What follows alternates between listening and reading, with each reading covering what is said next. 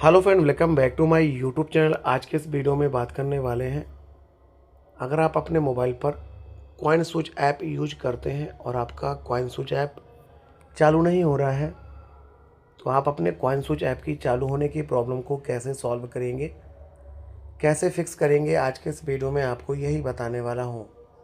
बस आपसे रिक्वेस्ट है, इस वीडियो को पूरा देखें, तभी आप अपने कॉइन स्विच ऐप की चालू होने की प्रॉब्लम को सॉल्व कर पाएंगे, फिक्स कर पाएंगे।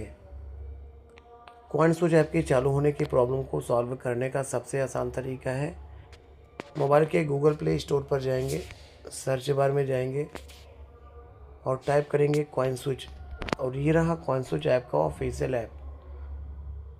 आपको अपने कॉइन स्विच ऐप को सबसे पहले अपडेट में क्लिक करके अपडेट करना है।